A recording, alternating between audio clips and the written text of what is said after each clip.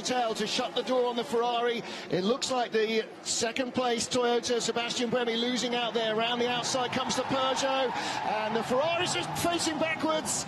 51. That's the 51 car. 99 goes straight through the chicane. Ferrari 51 will go straight through as well.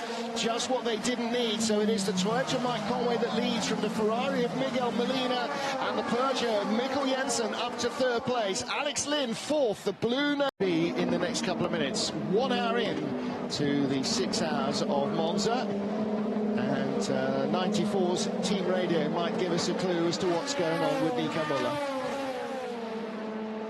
I was stuck in gear. No, it's okay again. It wouldn't shift even off the brake. I couldn't start to. I thought there might have been a technical reason for that. It was a bit of a rare error, and the fact that he couldn't slow it down enough to get through the chicane of bollards, that flagged a bit of a warning shot for me. And yeah, so it's nice to have that confirmed there. And then you have to look for the to the 93 Peugeot that leads this race. It has been an Achilles heel for them, his reliability, all the way through this season, and when they returned to the World Endurance Championship as well here last year. It's got better, but that proves once again.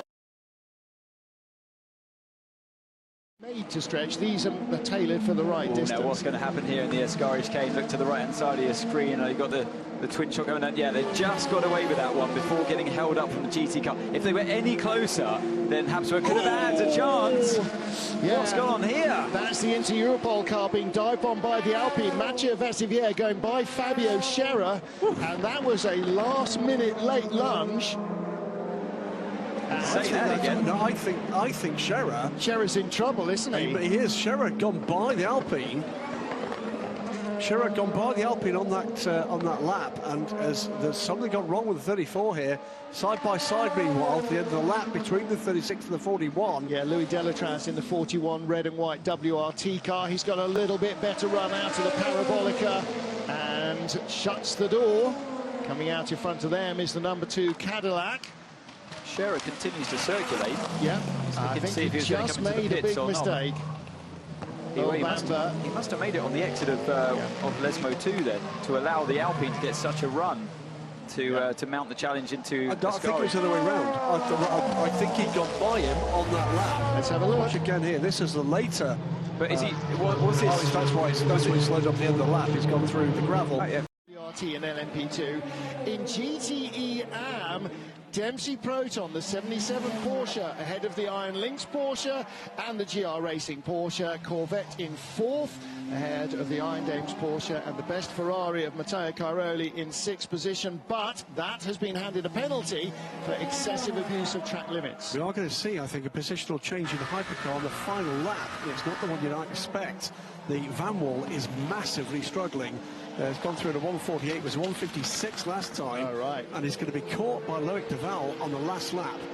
That recovering Peugeot, finally, it looks like it's going to make up a place. All right, so with a huge crowd to Tifosi here to support them, Ferrari have battled right from the start of the race to the finish to try and add victory at home in Monza to victory at Le Mans, but it is not to be. I'm not going to count my chickens yet, bearing in mind what team it is that is leading the race, and with Anthony Davidson in the room, he won't be either.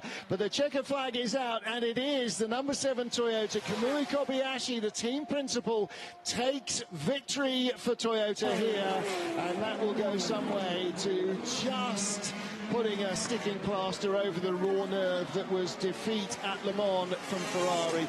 Ferrari, the number 50 car, takes the checkered flag in second place. Antonio Fuoco brings them home. Brendan Hartley in fourth place for Toyota, and Paul Di Resta will come home in third for Peugeot. A huge result for them. And you could see the Corvette Racing team heading to the pit lane, there to the pit wall to greet the car of Nicky Katzberg, the 33 car, halfway around the lap, and should be in position to tie up the championship. Jota lead in LMP2. Their rivals have taken the checkered flag, but they will end up a lap ahead of the field all but. There is the Corvette. Our GTE AM winner will be the 77 Dempsey Proton Porsche, but Corvette coming to the line They're ahead of the Iron Dames. They're ahead of half the field. It will be 4th place at the flag for Nicky Katzberg and the team, and that is enough to take the first of our titles this year. There's Jota. Victory as Pietro Fittipaldi takes the checkered flag in LMP2 for Jota. A very competitive race in all 3 fields.